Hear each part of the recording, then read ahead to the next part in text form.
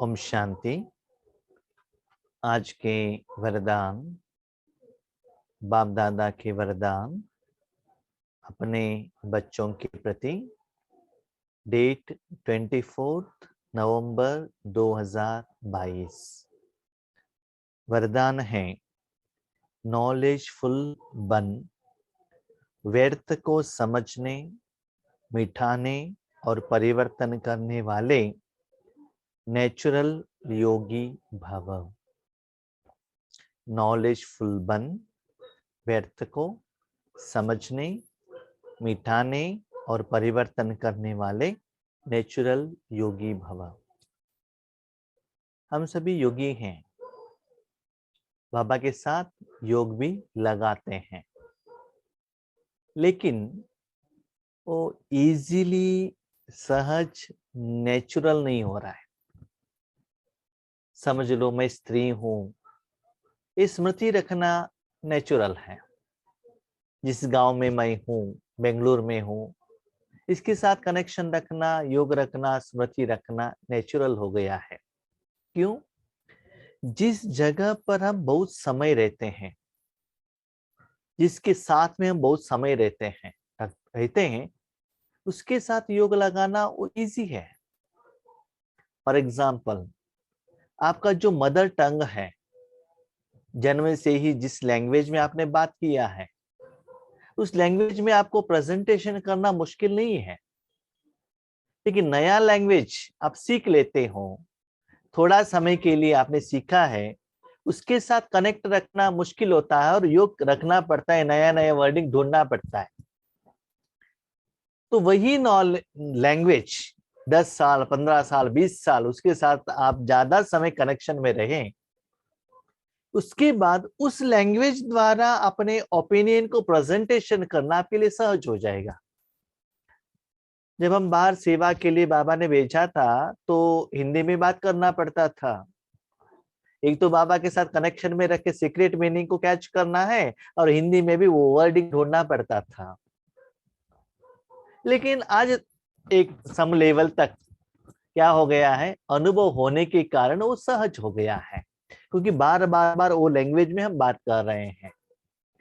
ऐसे ही बाबा कहते हैं राजयोग में भी हम नेचुरल इजीली अपने मन बुद्धि को बाबा के साथ कैसे रखें। उसके लिए आपके पास नॉलेज तो है कि मैं आत्मा हूं, भगवान निराकार है, परमधाम निवासी है, उनके साथ कनेक्शन तो रख रहे हैं। नॉलेज के साथ अभी नॉलेज फुल बनना है ना। उस नॉलेज को अपने जिंदगी में, डे टू डे कर्म में एप्लीकेशन करना है। कैसे? आज हमारा ज्यादा समय किसमें जा रहा है? व्यर्थ में। उन्होंने ऐसे कहा, ऐसा नहीं होना चाहिए था, इनको ऐसा नहीं कहना चाहिए था, ये ऐसे होता तो अच्छा होता। ऐसे व्यर्थ में हमारा ज्यादा समय निकल रहा है।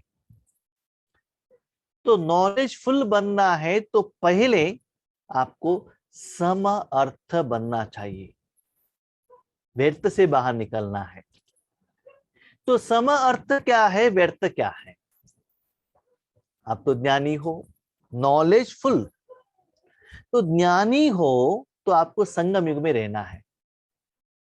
तो संगम युग है रूहानी कमाई करने का समय, जिस्मानी कमाई करने का समय नहीं है। जब रूहानी कमाई करते हो, जिस्मानी कमाई अपने आप आ जाएगा। जिस्मानी कमाई करते हो तो भी ईश्वरी के लिए कर रहे हो, ईश्वरी सेवा के लिए कर रहे हो, इस भावना से करो। साथ में जो भी कर्म करते हो अपने को आत्मा समझकर करो। आत्मा समझकर कर्म करना, आत्मिक स्वरूप में रहकर कर्म करना, वो है सम अर्थ। शरीर समझकर, देह भान में रहकर, देहाभिमान में आकर कर्म करना असमर्थ और व्यर्थ। तो पहले ये समझ लो कि व्यर्थ क्या है और समर्थ क्या है। समझने की बात, ये व्यर्थ समझ में आ गया। अभी यूट्यूब देखना, गूगल देखना, किसी के बारे में बातचीत करना, आजू बाजू घर वालों से बात करना, नहीं तो अपने मन में स्वप्न देखना, ये सभी क्या है? व्यर्थ है।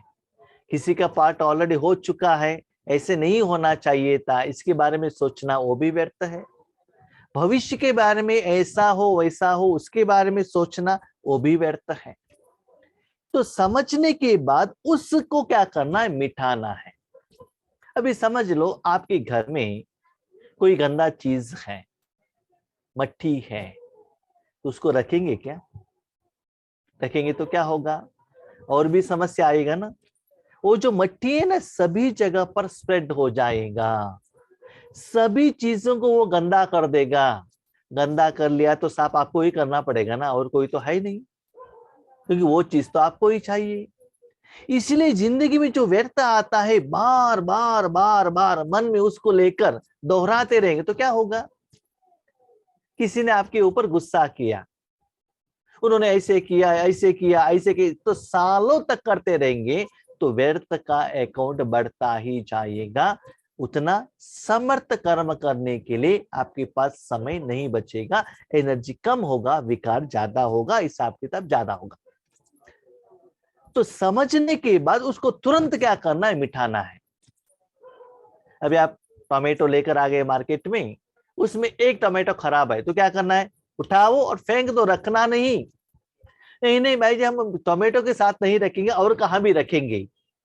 कपड़े के साथ रखेंगे तो वो बदबू कपड़े में भी आएगा ना, और कोई वेजिटेबल के साथ में रखेगा तो वो वेजिटेबल भी खराब हो जाएगा।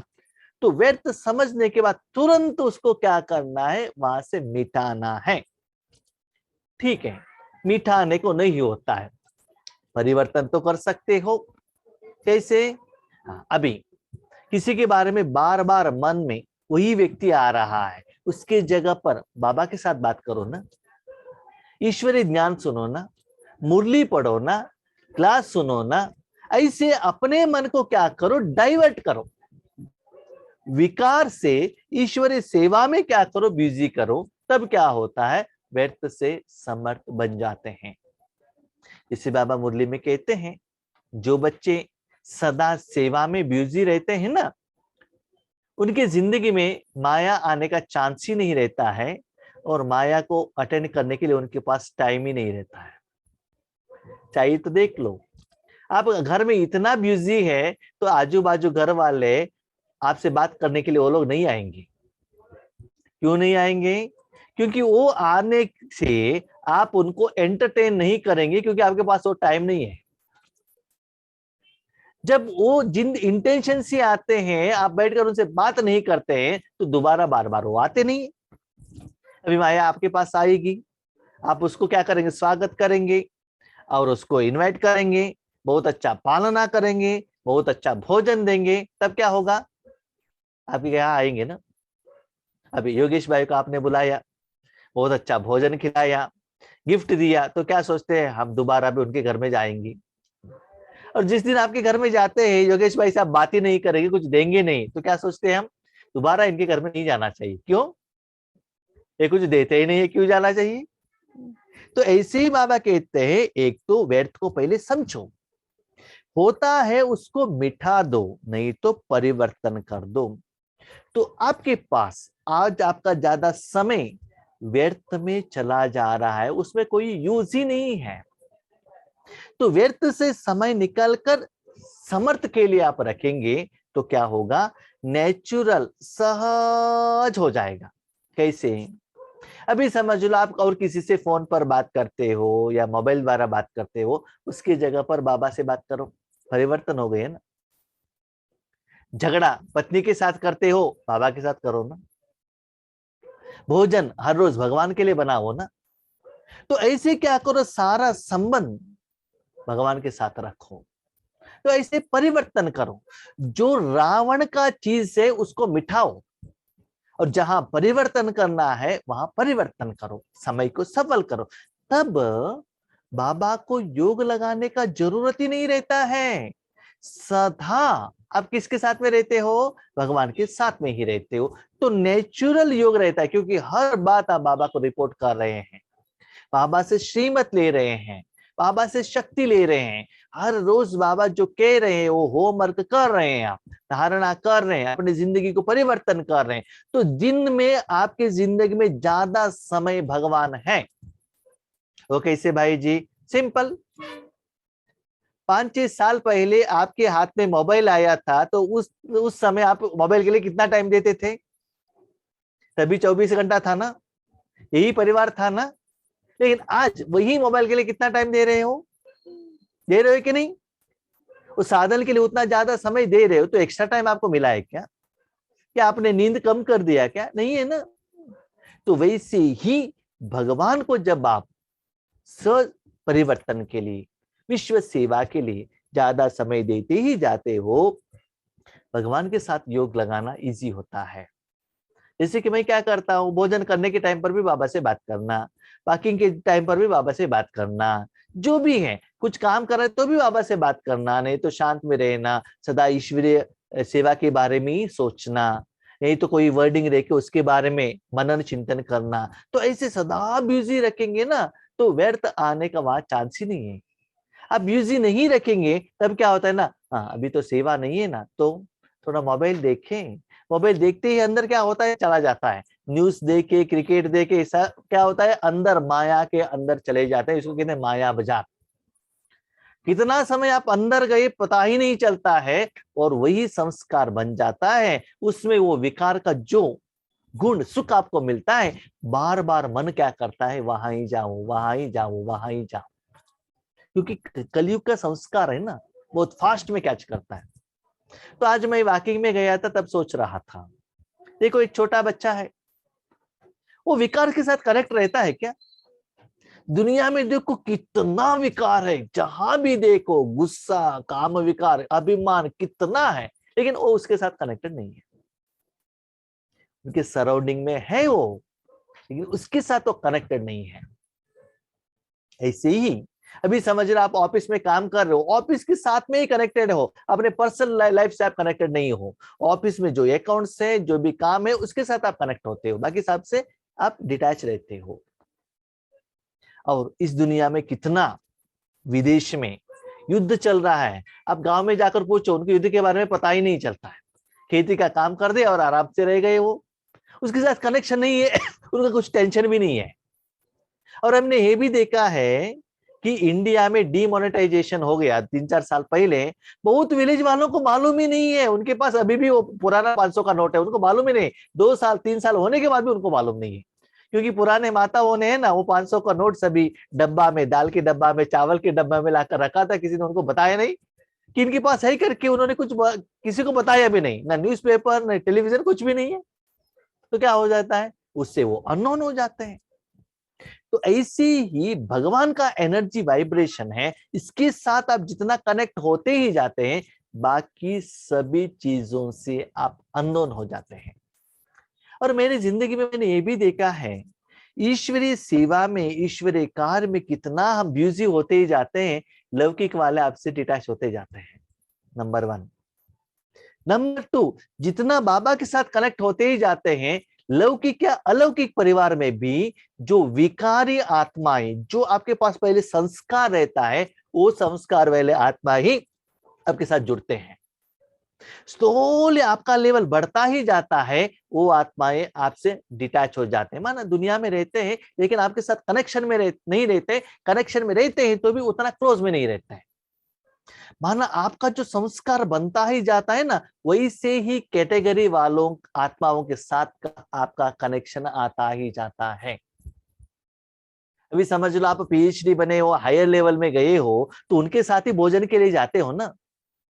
और जो बड़े बड़े फैक्ट्री में उस लेवल पर ही उनको क्या होता है, व्हीकल देता है, बिल्डिंग देते हैं। छोटे वो क्यों एक्सेप्ट करें, उनके साथ ही बातचीत करना वो सभी हो जाता है। तो ऐसे ही बाबा कहते हैं, नेचुरल योगी माना, ये सभी व्यर्थ को क्या करो, समझकर तुरंत उसको क्या करो, मिटाओ, तब आपकी जिंदगी में समर्थता ज्यादा आएगा। नेचुरल योगी बनने के लिए मन और बुद्धि को व्यर्थ से बिल्कुल फ्री रखो।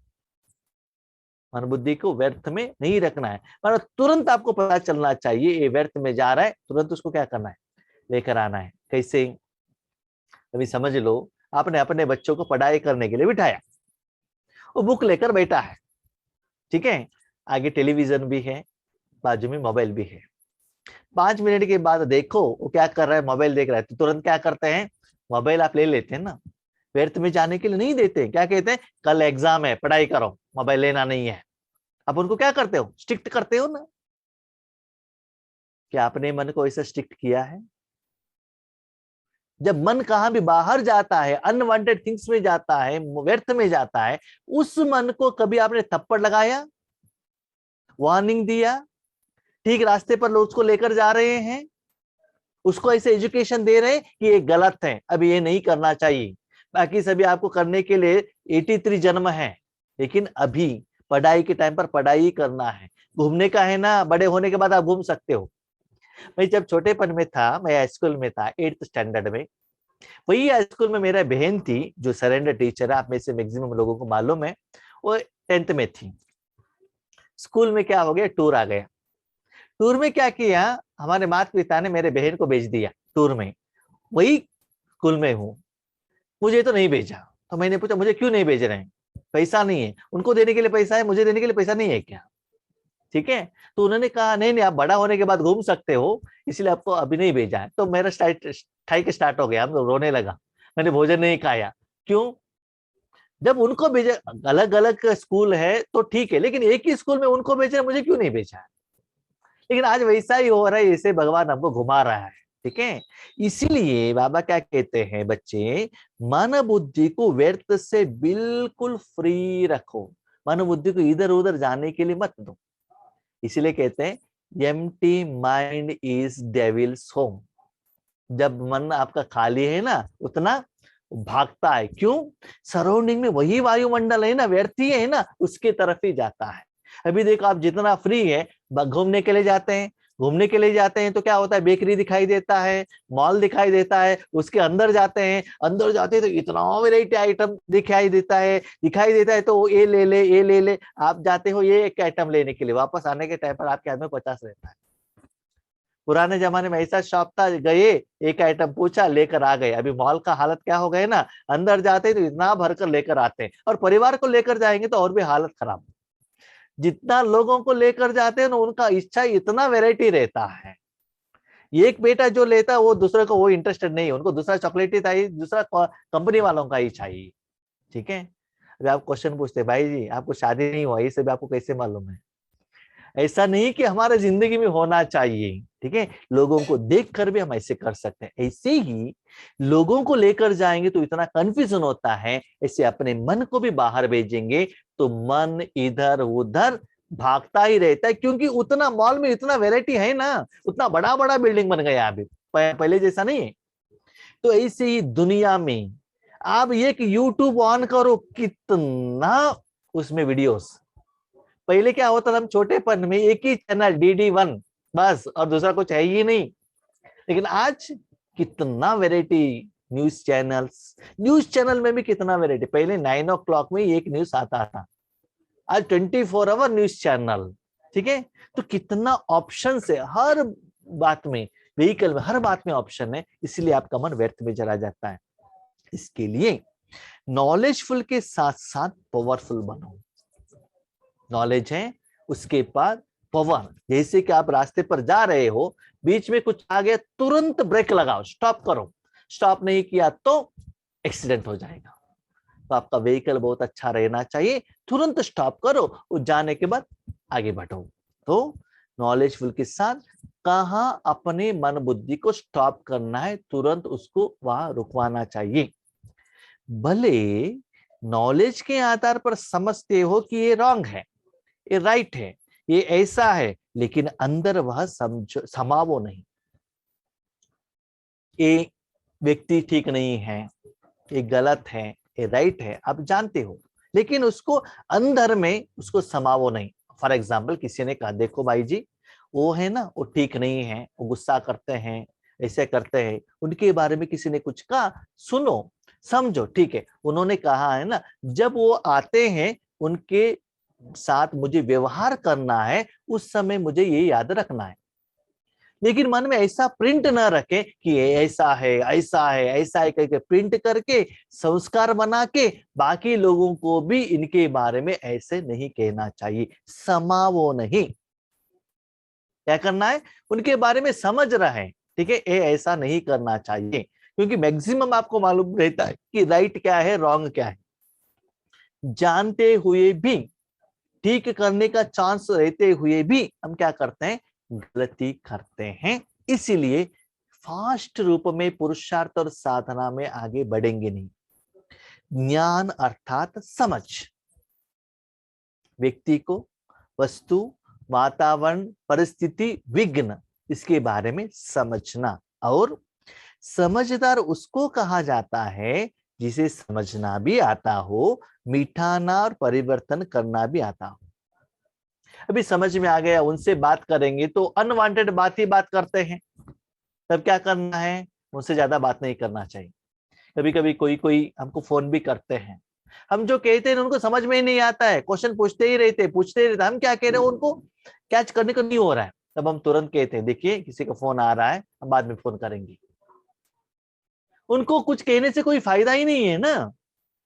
इसीलिए बाबा कहते हैं कोई कैसा है वो समझने के बाद तुरंत उनके साथ कैसे व्यवहार करना है, ऐसे करके जिसको मिटाना है तो मिटाना चाहिए, नहीं तो परिवर्तन करना चाहिए। कोई लौकिक का बात कर रहे हैं तो उनको तुरंत कहो, लौकिक कहे तो मैं फोन रख देता हूं, ज्ञान का बातें हैं तो हम बात करेंगे। तो अपने से क्या करो, परिवर्तन करो। और मैंने ये भी देखा है, जितना आपके पास जो मटेरियल है वही आइटम लेने के लिए लोग आएंगे। अभी आपने वेजिटेबल का शॉप खोला तो लोग क्या लेने के लिए आएंगे, वेजिटेबल लेने के लिए आएंगे ना, दूध लेने के लिए थोड़े आएंगे, या हार्डवेयर आइटम लेने के लिए आएंगे, क्या नहीं है ना। आपके पास जितना लौकिक का सोचते रहेंगे आपके संबंध संपर्क में वही लोग आएंगे, और जितना योगी बनते जाएंगे उतना योग चाहने वाले ही लोग आपके पास आएंगे। जितना आप ज्ञान का चिंतन मंथन करेंगे वो ज्ञान लेने वाले ही आपके पास आएंगे, ये मेरा अनुभव है।